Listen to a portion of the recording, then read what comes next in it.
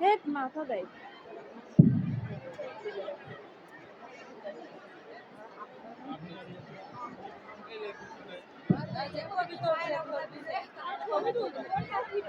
আমরা সকলেই করতালি দিব আমাদের এই বেলুন এবং উদ্বোধনী কার্যক্রম শুরু হওয়ার সাথে সাথে।